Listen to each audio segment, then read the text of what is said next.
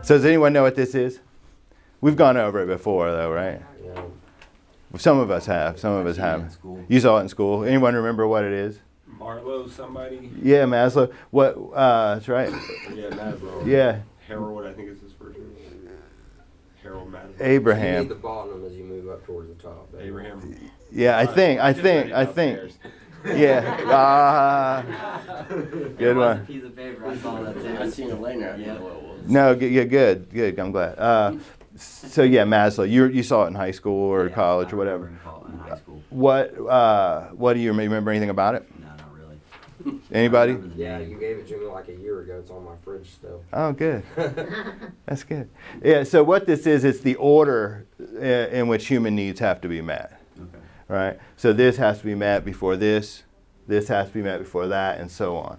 And I don't think it's always obvious, that there's an order to that. Everybody wants that, right? Respect and love. But you can't just start out there. Makes sense. Right? So physiological, that's the bottom, right? This would be like this. You're thinking like a house or something. This would be the foundation, right? These are our basic needs, survival even needs, air, breathing and drinking and eating, things like that. And I think even in the worst, of drug days, right? In the worst of our addiction, this was still being met. For most, again, not for everyone. I mean, but if you're here at this clinic, these needs probably continue to be met most of the time. And you can see that. Can you think of the kind of person that couldn't, or meet these needs on their own? A child. Yeah, small child. Yeah. What else? Maybe a senior citizen. Yeah, right. Yeah. So like, your grandma, your grandpa, what do? We move them in with us, right? Or we get a home help. We get somebody to help them, because if they can't meet these needs on their own, then they lose this though too. And we want our seniors, in this example, right, to still have a sense of friendship and self-esteem and status. But if you knock them out at the foundation, well, then they won't, right? And you can see it too in other parts of the world, maybe where there's not clean water, or that if there's famine. If you can't meet these food and water needs, then you can just see it when you watch it on TV that they're not, having these higher ordered needs met, right? But as we go up, right, safety needs. Do you guys think that we were able to meet these needs on our own? What do you mean? During our addiction, during our high, Necessarily. No. this suffers the most right here. Most people who get deep in with an opioid use disorder can no longer meet these needs on a regular basis by themselves, right? And these are just examples of safety needs, right? The ones in the poster, the mural. But personal security, we'd find ourselves, right, in more and more dangerous situations as time went on, taking greater and greater risks. Maybe it starts with driving without a license, or driving in this car that's going to fall apart. And by the end, it's like we're not paying rent, we're not, And so safety needs suffer, personal security, right? Employment. Hard to keep a job. And maybe impossible. I mean, some people can do it. We know that that's true, that there are functioning, addicts out there. But most people will fall into that trap where they just can't be consistent. They can't provide a good enough work product that people want to pay for. You know what I mean? And so it's hard to keep a job. Resources generally, because you have a need, the addiction, to feed that beast, that it's all going to that. Yeah. Right? Water. Oh my God, forget, Right. Yeah. yeah, so you've created a need that is so big right? That you just can't, really it's almost like the need to get high almost becomes a survival type need that, you almost have to fulfill now before, and it's impossible. It becomes this impossible thing to do, right? I think recovery, where people start to become more happy and start to be able to make consistent, good decisions for their life as they move on, starts to occur here and here. Love and belonging and self-esteem. Why do you guys think that might be true?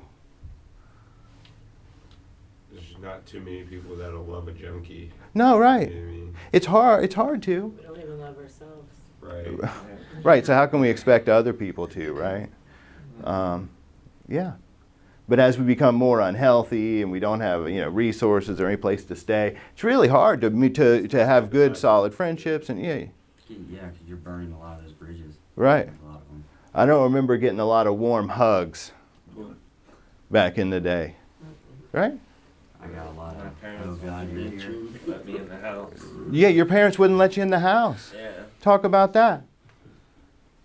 And then what happens when your family, right, and your sense of connection and friendship, of course you don't feel good, you can't get the self-esteem or respect, you don't feel respect, you can't give respect, right, like you can't get it or give it anymore. And so, yeah, that just becomes the thing. I've seen a lot of, people, and I believe that the drug use was to get a sense of these things, right? These were probably needs unmet before the substance use disorder began. And maybe you had more of a sense of them, don't get me wrong, but when using drugs, and I think opiates in particular, it gives you a sense of confidence and, temporarily, right? That's the benefit That crowd that when you get yours, they want to come around too. That's right, right? And you're always around people. And so it's fulfilling these things. Yeah, I mean, when a person is high, it's like they feel so smart, right? Everything you say makes sense, and everyone else loves what you're saying, and it's a false sense of connection. It's kind of like the liquid courage with alcohol. That's it, right? So we really wanted these things to begin with. And so it makes sense in recovery that we would get on some sort of path to get these higher ordered needs met on our own. Without starting at the bottom. Well, starting at the bottom, but building real foundation, then real walls, and then, you know what I mean? Yeah, I see. But when we can sustain love and belonging, I guarantee you that the need to do drugs is going to go down. That has to be correlated. The more love and belonging that you have, the less you need drugs. I mean, I think most people could agree that that's true. Even back when we talked about the rats, right? You're like, is he going to talk about the rats again? But when the rats are by themselves, right, they OD. And when they are together and functioning and feel a sense of connection and bonding, they don't. I wasn't here for that one. That sounds pretty interesting. I mean, So here's how it goes. Cliff Notes version, okay? So if they put a single rat, I talk about it too much and everyone's like, oh, we're going to talk about that again? But anyway, so you put a single rat in a cage and give it food options. One is just food. The other one is laced with heroin. Once the rat figures out that there's heroin in one of the food supply, it just goes to that one. Obsessively, compulsively, until it ODs and dies. So end result of that experiment is, dead rat. Rats are very social. They use them for social experiments all the time for that very reason. And if you've ever seen them, they sleep in a big pile. I mean, they're like wolves or human, right? So they have social needs. I own a few, so that's why. What's that? I own a few rats. That's why. Oh yeah, so right? They need each other. If they're by themselves, it's like throwing somebody in the hole. So and again, you throw somebody in the hole and give them a choice between heroin and you can see how this plays out. But when you put multiple rats together, what they found, and give them things to do, don't get me wrong, there's like hamster wheels to run on, and a male and female, and they can have sex and offspring, and so they're just more, again, connected and happy and love, belonging, whatever. And when that occurs, none of them die. Very few even use the heroin-tainted water. Right, and so it was really a groundbreaking experiment. I mean, because what it showed is that there's a social component to addiction. There's a social component, and therefore it makes sense there'd be a social component to your recovery as well. So the more that your life is like the rats together, the less you're going to use the heroin-tainted bottle.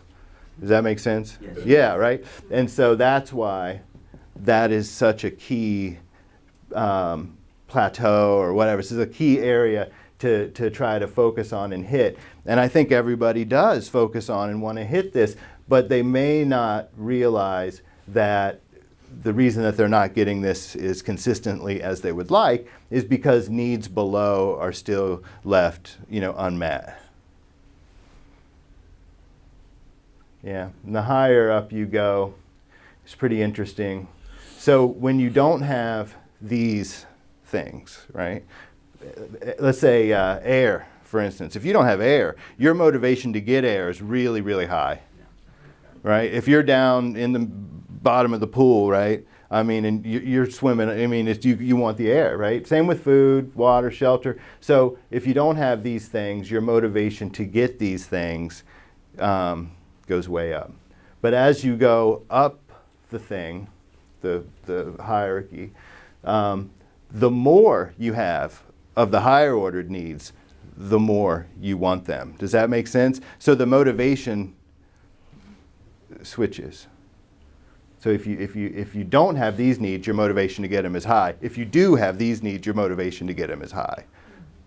So it is in a way self-propelled once you get up into these higher orders.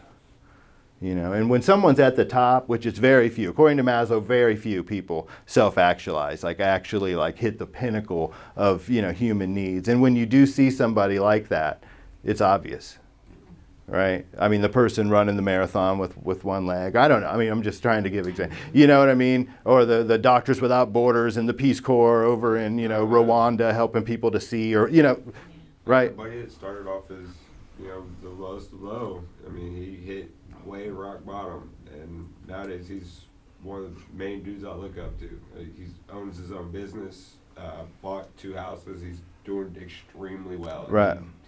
He was way down there where a lot of us have been. You know what I mean? So he's motivation for you. Yeah. Yeah. He actually got me started on my path. You know what I mean? Yeah, man. It's super important to find people that you can look up to, And the reason that you were giving him respect is exactly what you just said. He's got 2 houses, he's got the car, you know what I mean? Right. And I'm sure those aren't the only qualities. I'm sure there's many other good qualities. But the ones you specifically cited were the ones below it. And so that's a perfect example. He's got everything. He's good to go. Yeah, man. And we're all doing our best to Right. get there. But things like substance use disorders and our addictive tendencies, right, can pull us off of this path. There's other things, but for people who have dealt with chronic drug abuse, most of their life, they know that it pulls them off of the path of getting their needs met at that higher and higher level. And again, self-actualization is the goal, but very few people attain this. However, if you watch somebody that's getting their needs met at a very high level, right, and then something bad happens. So I guess what I'm trying to say is that it goes this way, but it can also, fall if you don't protect the needs below. Example, I've seen, again, people with their needs met at a high level, doing great, attitude, mood is great, things are great. And then something will happen, like they'll lose a job, or a house fire, or a serious illness, or something like that. And in short time, they come right back down. So I think that's even common throughout our lifespan, is that we're going to get our needs met at high, and then things are going to happen and we're going to, but I think the more that you're aware of this, the better a person can, kind of see it as hidden stair steps to what they need, And certainly when a person's doing treatment planning, right? You're trying to come up with your goals, and you're like, oh, I got to do this again. I don't know, quit smoking, lose weight. Maybe those are good goals though, right? Because they're right here. So I'm not poo-pooing those goals, but maybe you use this as a guide. If you want these things, well, why don't we go one step back and see first, do we have all of these areas sufficiently met? Any other questions or thoughts about that? Makes sense. Yeah. So pretty interesting. One thing that Maslow did that was different is, it was popular, in his day for social scientists and psychiatrists to look at people who were having trouble functioning, that were having some sort of issue. So people would look at them and say, why are these people having such trouble functioning, right? Why is there dysfunction in this person? What Maslow did is he flipped it around and he said, why are some people able to operate clear up here? He looked at the highest functioning people in society as opposed to perhaps the lowest, and wondered why they were able to do that. And what he found was this, that those people just are able to maintain their higher ordered needs consistently. So anyway, all right. You guys good? Yeah, it's very good. All right. Thanks for sitting in and doing that for me. I really appreciate it.